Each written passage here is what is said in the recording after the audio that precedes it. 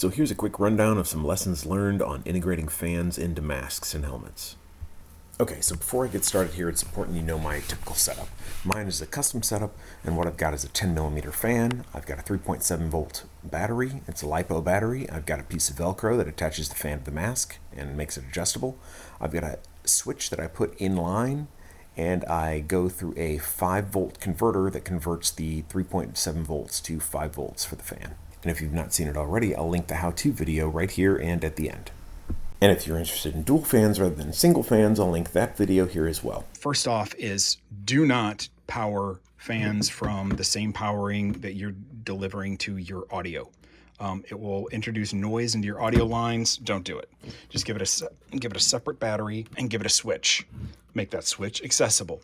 On this Darth Vader mask, I can turn on and off this fan at will. And then when it comes to utilizing your venting in your helmet, use what's inherent. I did recently come across a video.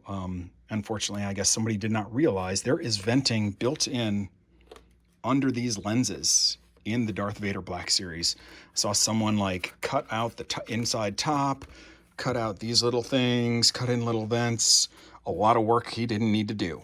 And then he put his fans right on top of there, which conceptually that's a cool place to put them, but it's a lot of extra work, that you didn't need to do if you didn't want to, right? So given that these vents are here, in whatever helmet you're using, try and find out wherever any kind of venting is done, because I think a lot of the Hasbro stuff is now integrating that kind of stuff. So what I do is I just put this one in, I looped it around, put it through a switch, connected a battery, whatever. I've got a how I built this system in a different video somewhere, whatever, I'll put a link in here.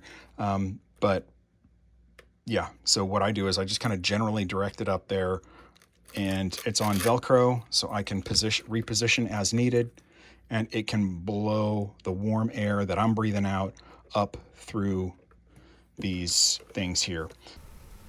If you are not familiar with these fans, this part I'm showing towards you right now is actually the blower. That's where the air comes out.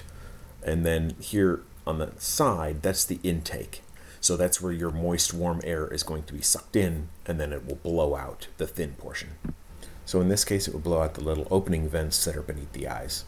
I wouldn't put it over this vent here because you've got to breathe out. Otherwise, then that heat and steam is trapped in here, and you're going to actually make it worse. And then because of the noise, even if you get these least noisy fans, they're still, it could be better. You don't want to listen to them all day if you don't have to. So give yourself that switch so you don't have to plug stuff in and unplug stuff. It's quick and easy.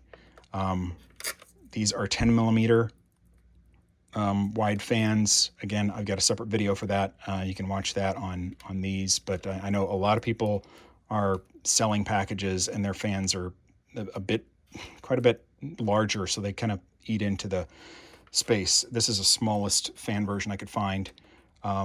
This is a Winsin. There's another version, but anyway, watch those videos for that. So that wraps it up. Like, subscribe, take care. I'm out.